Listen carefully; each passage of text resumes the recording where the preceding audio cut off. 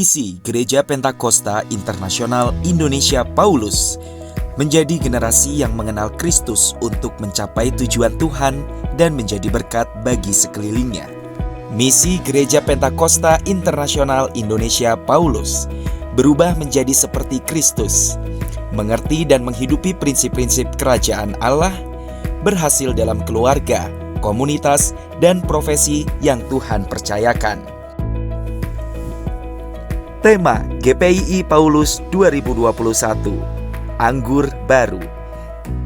Nilai-nilai Gereja Pentakosta Internasional Indonesia: bermutu, mengampuni, murah hati, kreatif, relevan, bertanggung jawab.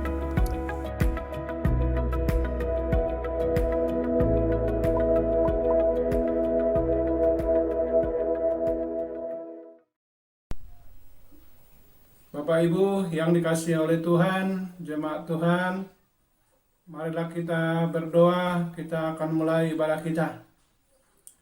Bapa di surga, terima kasih Tuhan atas kasih anugerah kebaikan daripada Tuhan Yesus. Kami bersyukur, berterima kasih kepadamu Bapa di surga atas kebaikan kemurahan-Mu Tuhan, di mana umat-umat-Mu sampai saat ini Tuhan dalam keadaan sehat. Terima kasih Tuhan atas kebaikan-Mu, terpujilah Tuhan kami yang baik. Kami percaya dan kami yakin tanpa kasih kebaikan daripada Tuhan, kami Tuhan tidak dapat menikmati hidup ini. Tapi karena kebaikan-Mu, penyertaan-Mu Tuhan, sampai saat ini Tuhan, umat-umat-Mu sehat, kuat, mampu mengucapkan syukur terima kasih kepada Tuhan. Tuhan, kami percaya sampai saat ini Tuhan, apapun yang terjadi dalam dunia ini, kami Tuhan, semua umat-umat-Mu tidak pernah khawatir karena ada Tuhan. Yesus adalah pengharapan kami. Oleh karena itu kami percaya Tuhan, semuanya kami serahkan hanya ke tangan Tuhan. Tuhan, sebentar lagi kami akan mulai ibadah kami, ibadah online Tuhan. Kami percaya ada kuasa kasih Tuhan hadir di dalam setiap keluarga lepas keluarga. Dimanapun umat-umat-Mu saat ini berada Tuhan, hanya Tuhanlah yang dapat menjangkau setiap keluarga lepas keluarga. Oleh karena itu kami percaya, kami mengundang kuasa Roh-Mu Tuhan hadir dalam setiap kehidupan kami. Tuhan, terima kasih Bapa, terima kasih, terpujilah Tuhan kami yang baik. Tuhan, atas segala apa yang kami rasakan, apapun yang kami pergumulkan dalam hidup kami, umat-umat-Mu Tuhan, ada Tuhan jawaban di dalam segala pergumulan kami. Oleh karena itu kami percaya kepada Tuhan, semuanya kami serahkan hanya ke tangan-Mu. Bapak, sebentar lagi kami mulai ibadah kami, ibadah online ini Tuhan.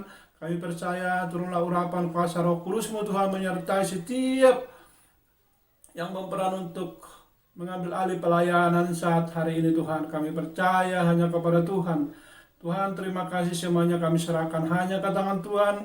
Kami berdoa di dalam nama Tuhan Yesus. Terpujilah Tuhan kami yang baik. Pagi hari ini kekal untuk selama-lamanya. Haleluya, haleluya. Amin.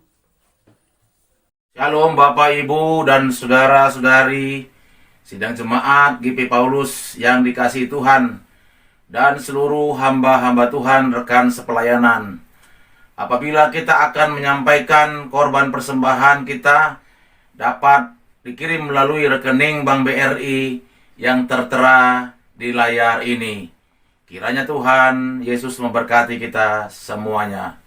Amin. Kita akan masuk dalam doa.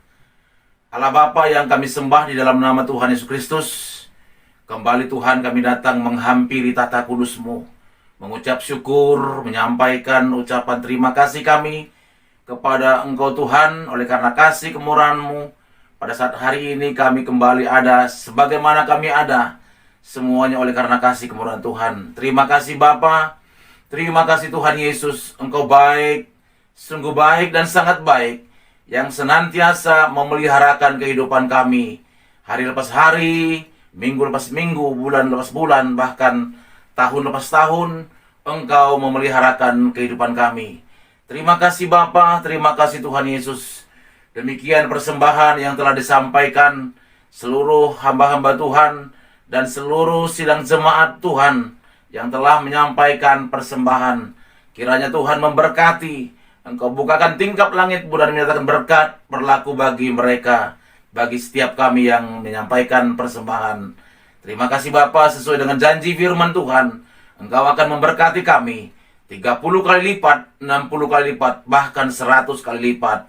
Terima kasih Bapa, terima kasih Tuhan Yesus. Bagi Tuhanlah segala puji, hormat, dan kemuliaan. Terpujilah Allah kami yang baik. Dimuliakanlah nama Tuhan, kekal namamu sampai selama-lamanya. Di dalam nama Tuhan Yesus Kristus dan di dalam persekutuan Roh Kudus, kami telah berdoa dan mengucap syukur. Haleluya. Amin.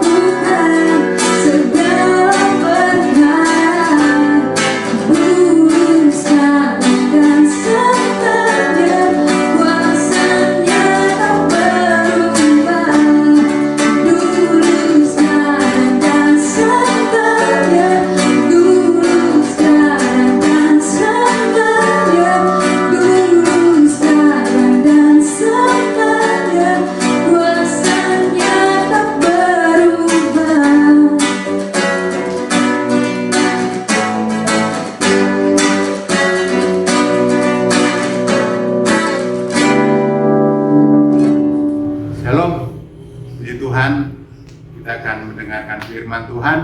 Namun sebelumnya mari kita berdoa. Terima kasih Tuhan, pada siang hari ini kami datang pada Tuhan dengan satu kerendahan hati untuk beribadah lewat live streaming. Ya Tuhan, tolong supaya firman Tuhan yang kami dengar boleh menjadi kekuatan bagi kami, ya jemaat GPI Paulus, dan biar kami tetap kuat dalam situasi dan kondisi saat ini. Terima kasih Tuhan, urapi hamba-Mu, supaya firman Tuhan yang kami sampaikan datangnya daripada Tuhan untuk memberkati kami jemaat Tuhan. Dalam nama Yesus kami berdoa, haleluya, amin. Mari Bapak Ibu, kita akan membaca firman Tuhan yang saya ambil di dalam Lukas pasal 10 ayat 25 sampai 37. Tapi karena terlalu panjang, kita hanya membaca satu ayat di dalam ayat 29. Di situ firman Tuhan berbunyi demikian. Tetapi untuk membenarkan dirinya, orang itu berkata kepada Yesus, "Dan siapakah sesamaku manusia?" Sini dijelaskan di dalam pembacaan firman Tuhan ini menceritakan tentang di Taurat yang bertanya kepada Tuhan Yesus tentang hidup yang kekal. Kalau kita melihat di sini di dalam ayat 39, di situ dijelaskan begini, ayat 25 saya baca ulangi. Pada suatu kali berdirilah seorang ahli Taurat untuk mencoba Yesus, katanya, "Guru, apa yang harus kuperbuat untuk memperoleh hidup yang kekal?" Jawab Yesus kepadanya, "Apa yang tertulis dari hukum Taurat? Apa yang kau baca di sana?" Jawab orang itu, "Kasihilah Tuhan Allahmu dengan segenap hatimu, dan dengan segenap jiwamu, dan dengan segenap kekuatanmu, dan dengan segenap akal budimu, dan kasihilah sesamamu manusia seperti dirimu sendiri." Ayat 28, kata Yesus kepadanya, "Jawabmu itu benar, perbuatlah demikian, maka engkau akan hidup." Di sini kita akan melihat ada 3 versi di dalam menanggapi tentang sesama manusia itu. Di dalam ayat 31, versi yang pertama yaitu seorang imam. Ayat 31, kebetulan ada seorang imam turun melalui jalan itu. Ia melihat orang itu, tetapi ia melewatinya dari seberang jalan. Ayat 31 ini saya menyimpulkan bahwa seorang imam ini, dia memiliki kasih tetapi memandang muka. Dia memandang muka. Kalau kita tahu bersama bahwa tugas imam itu sama dengan pendeta atau hamba Tuhan. Di dalam Ulangan pasal 10 di situ jabatan dari seorang imam, dia harus memperhatikan jemaat dalam ibadah, dia mengajarkan aturan hukum Tuhan kepada umat Israel, bahkan juga dia yang bertugas membakar korban wangi-wangian, ukupan dalam kemah rumah Tuhan. Tetapi kita melihat di sini bukan saja seorang imam yang memandang muka tentang bagaimana mengasihi sesama manusia, tetapi ayat 32 juga ada seorang Lewi di situ dikatakan begini. Demikian juga seorang Lewi datang ke tempat itu. Ketika ia melihat orang itu, ia melewatinya dari seberang jalan. Di dalam ayat 32 ini, pandangan Lewi tentang sesama manusia itu ada kepura-puraan.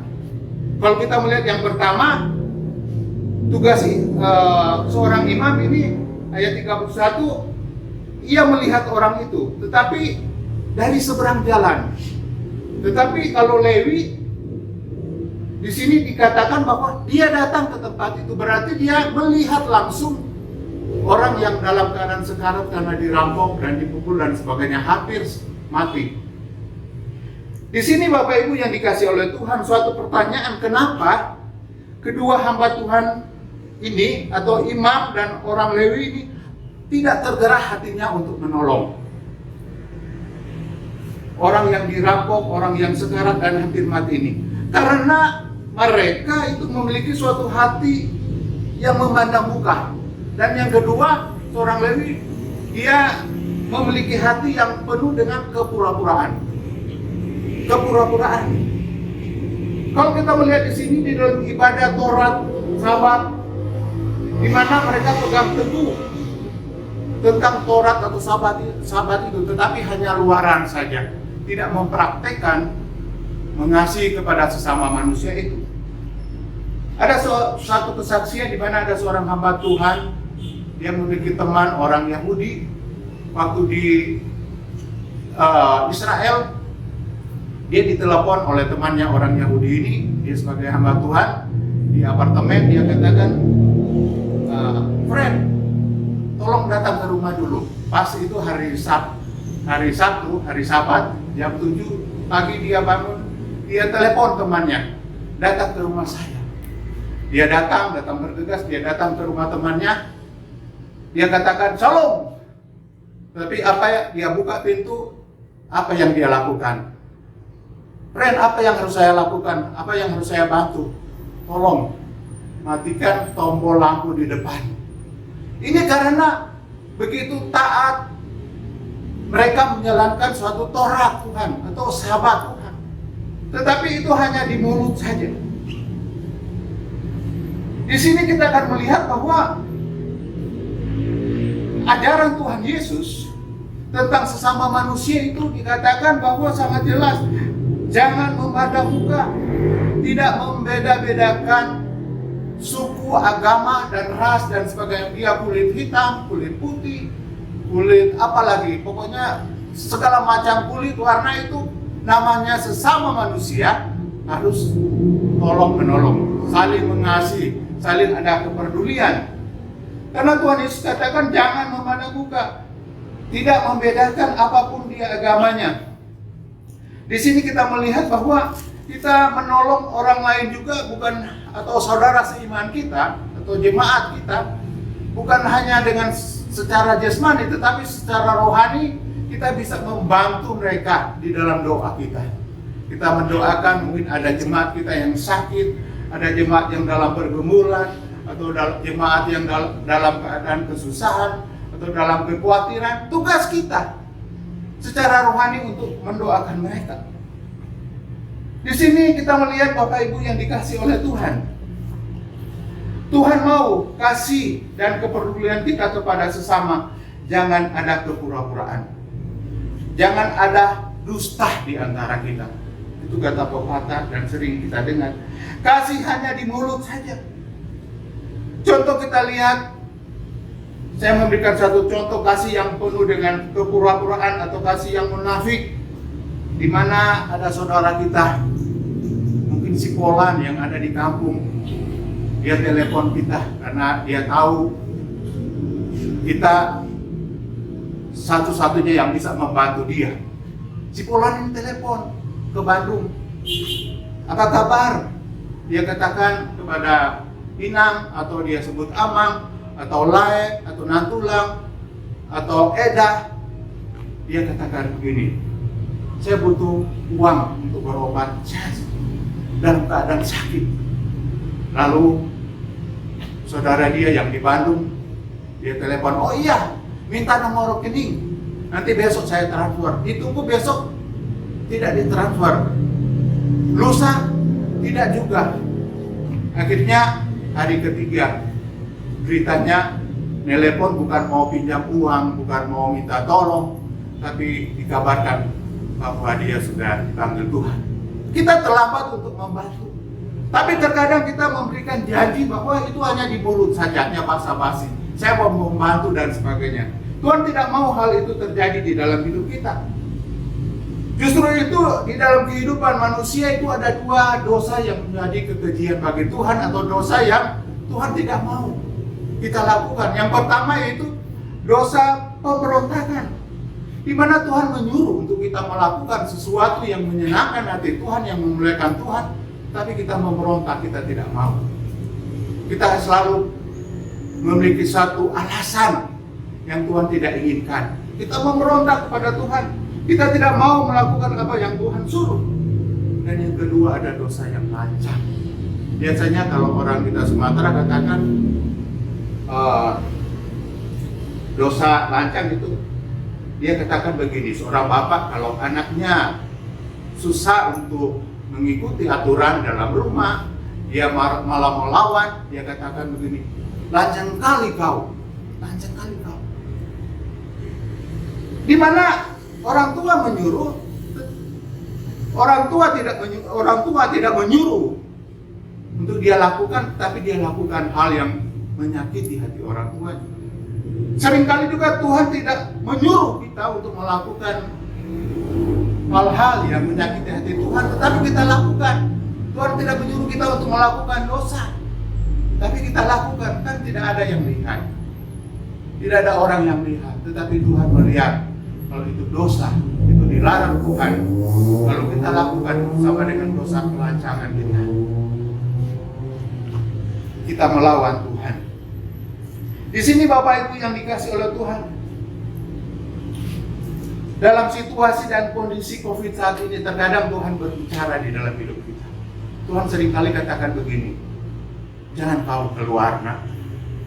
Bapak Ibu, jangan kau keluar. Kau adalah anakku yang kukasihi. Dengarlah suara saya. Roh Kudus bekerja, jangan keluar rumah. Tetapi karena kita lancang, kita lebih mengikuti hawa nafsu kita keluar. Apakah kita datang jalan-jalan, atau kita datang ke arisan, atau datang ke pesta, atau melihat saudara kita. Akhirnya kita pulang, kita kena COVID juga. Dan hal ini seringkali orang tidak menyadari bahwa dia melakukan apa yang salah, apa yang tidak diinginkan oleh Tuhan, yaitu melawan Tuhan, melawan apa yang diberitakan Tuhan. Di sini firman Tuhan jelas dikatakan, di dalam firman Tuhan dikatakan juga bahwa kita harus ringan tangan membantu orang lain. Karena firman Tuhan katakan jangan jemu-jemu berbuat baik. Jangan jemu-jemu berbuat baik. Saat kita tanam padi, di mana akan menyusul itu rumput, akan menyusul di padi itu. Tetapi kalau kita tanam rumput itu tentu tidak akan ada hasil tidak akan ada hasil padi.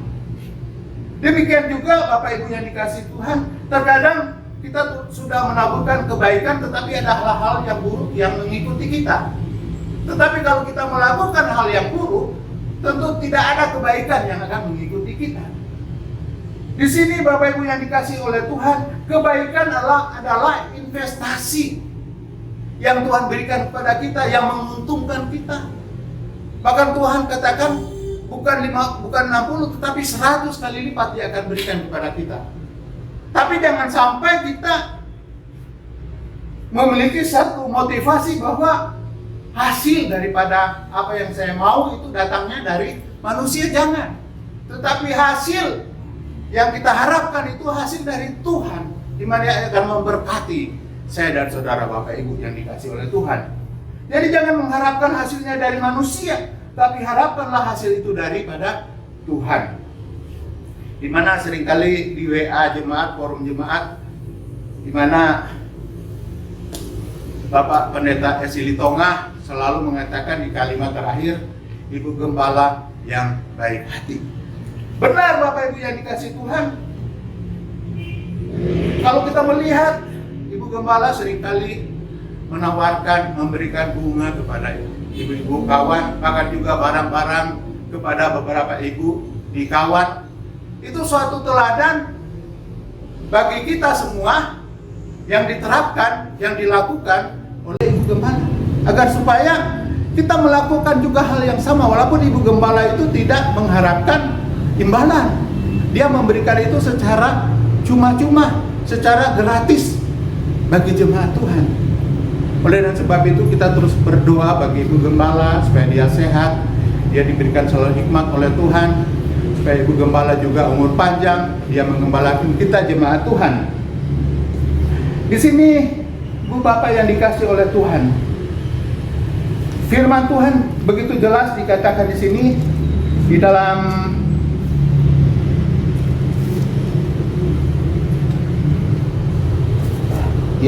di dalam Amos pasal 5 ayat 14, di situ dikatakan, carilah yang baik dan janganlah yang jahat supaya kamu hidup. 1 Yohanes 4 ayat 8 dikatakan, barang siapa tidak mengasihi, ia tidak mengenal Allah, sebab Allah adalah kasih. Yohanes 15 ayat 12 dikatakan, inilah perintah Tuhan, yaitu supaya kamu saling mengasihi seperti aku telah mengasihi kamu. Jadi Bapak Ibu yang dikasih oleh Tuhan, di sini jelas bahwa ajaran Tuhan Yesus itu untuk kita peduli dan mengasihi kepada saudara-saudara kita semua dan kepada sesama manusia. Dan yang terakhir Bapak Ibu yang dikasih Tuhan, di dalam pembacaan kita akan melihat di sini bahwa satu hal yang Tuhan ajarkan kepada kita di dalam versi selanjutnya oleh orang Samaria tentang sesama manusia. Kita melihat versi daripada orang Samaria tentang sesama manusia. Di dalam ayat 33 sampai 35 di situ dikatakan begini, ayat 33, lalu datanglah seorang Samaria yang sedang dalam perjalanan ke tempat itu, dan ketika ia melihat orang itu, tergeraklah hatinya oleh belas kasihan. Ia pergi kepadanya lalu membalut luka-lukanya, sudah ia menyiraminya dengan minyak dan anggur. Kemudian ia menaikkan orang itu ke atas keledai tunggangannya sendiri, lalu membawanya ke tempat penginapan dan merawatnya. Dan keesokan harinya ia menyerahkan 2 dinar kepada pemilik penginapan itu, katanya, rawatlah dia, dan jika kau belanjakan lebih daripada ini, aku akan menggantikannya waktu aku kembali. Di mana kita melihat versi orang Samaria tentang sesama manusia, yaitu orang Samaria ini dia memiliki simpati dan empati. Simpati dan empati di dalam bahasa Yunani atau eleo atau eleman, artinya hati yang peduli, hati yang turut merasakan kesusahan orang, hati yang mau menolong, hati yang lembut dan penuh belas kasihan, menolong tanpa imbalan pamrih sampai tuntas, bahkan juga sampai orang ini sembuh. Itulah pengertian daripada simpati dan empati daripada orang Samaria ini kepada orang yang mendapat musibah. Bapak Ibu yang dikasih oleh Tuhan, di sini kita melihat Tuhan mau kasih dan kepedulian itu ada di dalam kehidupan kita. Di dalam kehidupan kita. Di sini kita akan melihat di sini bahwa Tuhan mau juga agar supaya kita mengikuti contoh dan teladan daripada orang Samaria ini. Saat kita melihat, saat kita datang kepada Tuhan, datang menyerahkan hidup kita kepada Tuhan, maka Tuhan akan berbicara segala sesuatu. Kalau Tuhan mengatakan, bantu dia, tolong dia, doakan dia, kita jangan mengeraskan hati. Kita membantu orang itu bukan setengah-setengah, tetapi harus tuntas seperti orang Samaria ini sampai selesai. Terkadang kita mau membantu orang, yang penting sudah, sekali saya bantu sudah cukup, kedua kali tidak mau lagi. Tetapi kalau ajaran Tuhan Yesus itu seperti orang Samaria ini, membantu sampai dia sembuh. Di sini Bapak Ibu yang dikasih oleh Tuhan, firman Tuhan yang kita dengar pagi ini boleh menjadi kekuatan bagi kita semua, jemaat Tuhan yang dikasih oleh Tuhan. Puji Tuhan, jadi ajaran Tuhan Yesus di sini dikatakan bahwa kita harus mengasihi jangan dengan kepura-puraan, dan yang kedua, jangan mengasihi Tuhan atau sesama itu dengan memandang muka, tetapi kita mau mengasihi Tuhan, kita mempraktikkan simpati kita, bahkan juga bukan hanya simpati, tetapi empati kita kepada Tuhan. Jadi firman Tuhan cukup sekian, dan mari kita jemaat Tuhan akan berdoa syafaat sampai dengan doa berkat. Mari kita berdoa. Terima kasih Tuhan Yesus, kami bersyukur firman Tuhan yang singkat ini boleh menjadi kekuatan bagi jemaat Tuhan, bagi kami semua yang mendengarkan lewat live streaming. Biar firman Tuhan ini kami pelajari bahwa Tuhan mau agar supaya kami jangan seperti imam, dia sebagai hamba Tuhan, gelar pendeta, tetapi dia memiliki kasih yang memandang muka. Kalau dia kenal mungkin baru dia tolong, tapi kalau dia tidak kenal, Dia tidak akan menolong. Dan juga Tuhan mau agar supaya kami jangan seperti orang Lewi ini. Dia mengasihi tapi ada kepura-puraan, pura-pura mengasihi, hanya di mulut saja. Dan itu Tuhan tidak mau. Tetapi Tuhan mau agar supaya jemaat Tuhan, kami jemaat Tuhan yang mengasihi Tuhan, yang percaya kepada Tuhan, mengasihi Tuhan bukan hanya dengan perkataan kami, tapi dengan tindakan kami. Kami harus simpati, peduli, bukan hanya simpati atau peduli, tetapi kami empati, turut merasakan kesusahan orang lain. Bukan hanya turut merasakan, tetapi turut untuk membantu orang lain yang membutuhkan kepedulian kami. Itulah nilai yang Tuhan ajarkan kepada kami tentang sesama manusia. Terima kasih Tuhan. Kami juga berdoa untuk ibadah setiap minggu lewat live streaming. Biar Tuhan memberkati semua yang bertugas, hamba-hamba Tuhan yang melayani. Bahkan Tuhan memberkati juga setiap fasilitas yang dipergunakan, baik HP dan sebagainya, supaya itu bisa diberikan kelancaran, sehingga jemaat Tuhan diberkati juga lewat ibadah. Kami juga mau berdoa kepada-Mu Tuhan untuk jemaat GPI di seluruh Indonesia, baik yang ada di Jawa, di Manado, di Papua, bahkan juga di Bekasi, di berbagai-bagai tempat. Tuhan berkati dalam kondisi COVID ini, biar mereka juga tetap mengandalkan Tuhan, tetap percaya kepada Tuhan, bahwa di dalam Tuhan ada jalan keluar di saat kami menghadapi persoalan dan masalah. Kami juga berdoa untuk bangsa dan negara ini, biar Tuhan memberikan hikmat dan kebijaksanaan bagi Bapak Presiden, kesehatan, kekuatan, dan semua yang memimpin bangsa ini sampai dengan pemerintahan yang terdekat dengan kami, RT RW, supaya mereka juga Tuhan membimbing, bahkan juga Tuhan mensosialisasikan tentang betapa pentingnya untuk kami melakukan 3M, yaitu menjaga jarak, bahkan juga mencuci tangan, bahkan juga memakai masker. Tuhan berikan kepada kami iman yang kuat, yang teguh, tetapi Tuhan juga memberikan kami hikmat untuk hal-hal yang Tuhan tidak mau kami lakukan, karena itu menjerumuskan kami agar supaya kami juga tetap berharap dan bersandar kepada Tuhan saja. Terima kasih Tuhan. Kami berdoa dan bersyukur dan mengucap syukur untuk firman Tuhan yang kami dengarkan pada siang hari ini. Jemaat Tuhan, mari kita terima berkat Tuhan. Haleluya Tuhan. Kiranya berkat daripada Allah, cinta kasih daripada Tuhan Yesus Kristus, dan persekutuan daripada Allah Roh Kudus akan menyertai kita mulai hari ini sampai Maranatha, Tuhan Yesus datang kali yang kedua. Amin.